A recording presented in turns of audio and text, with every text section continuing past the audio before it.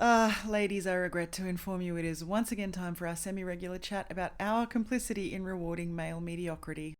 For those who don't know, this Aussie guy who only joined TikTok like less than 6 weeks ago and stormed his way up the charts to like more than 150,000 followers within a week has just been rewarded for his 3 seconds of effort with a book publishing deal for a, I think, as yet unwritten book that will be about checks notes, an epic quest with themes of love, conflict, and redemption. Yeah, that book's not written yet. And this is a real slap in the face for all the BookTok girlies who have been trying for years and years to build their following and have been finding that it is an extremely hard graft to gather any attention. Or at least, it's hard when you're a woman, and it's doubly hard if you're a woman of colour. And I don't follow a lot of BookTokers, so I'm not going to go too much more into this context. I just wanted to use this as a springboard to talk more about how we as women need to reckon with our tendency to get way too excited when a man enters any kind of feminine or gender equality type space.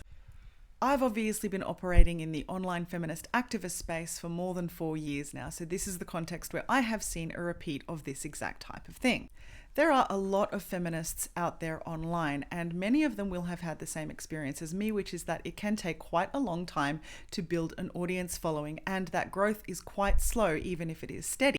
Some of the biggest female gender equality content creators I can name have, let's say, less than 500,000 views, maybe only just a couple of 100,000. Yet, when men enter the scene and start making gender equality and feminist related content, they will rocket ship to hundreds of thousands of followers and millions of views within a very short span of time. And that is not because the female feminist content creators are serving an audience of women and these men are serving an audience of men. These men's followings are all women. Most of the male feminist content creators you see online are not moving the needle with boys and men, unless the women who follow them, because it's only women following them, can actually take the time to use those pieces of content to teach their sons and husbands. But those men are not putting effort into creating the kind of content and tone that is aimed at reaching boys and men. What they are doing is taking up space that should be held by women, and especially women of colour and women of oppressed minorities who are not just white. But the audience they attract is not entirely our fault, and this is why the chat that I want to have with you comes in, because I would love you to look at yourself and look at your following tendencies and ask yourself, are you making sure that the content that you are interested in on the subject of gender equality is primarily coming from women? Are you primarily getting your art and culture content from women? Or do you, as so many women do, get a little bit too excited when a man seems like he's on our side and in our space in a positive way, and contribute to directing the kind of attention to him that is going to result in opportunities being taken away from women?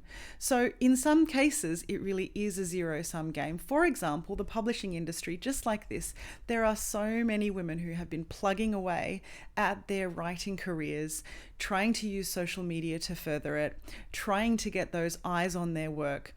Maybe some even who have not managed to get a publisher or who have been dropped by publishers, despite having years, sometimes decades of work in their craft and decades of experience.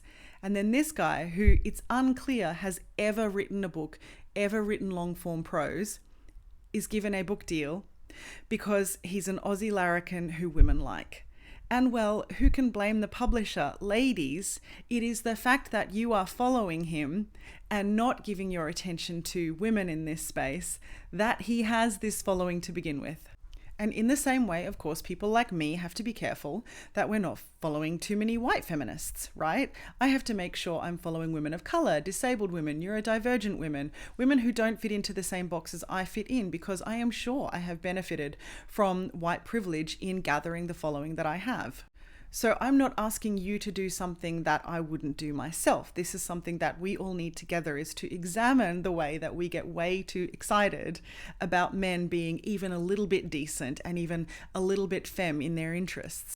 And by the way, last time I called out the position of men in the feminist content creator space, several of them used my content to springboard laundering their content and using it to justify the way that they were definitely either making a difference with boys and men or that they had never said they were feminist, so this surely didn't apply to them. All without actually DMing me, contacting me to ask what I meant, if I was talking about them, what I could suggest in order for them to tailor their content such that they weren't taking up so much space among women audiences and so that they could make more of a difference with boys and men. So just so you know, the male content creators you follow, and especially the male feminists, are not angels. And if you are a male feminist content creator watching this video, and when you heard me talking about that phenomenon several minutes ago and you thought, I wonder if she's talking about me, rest assured I was. And just to my lovely ladies watching this, please resist the urge to tag any male feminist content creators you like in the comments. I will be deleting them. This is not a space where we champion male feminist content creators. Please go and follow some women.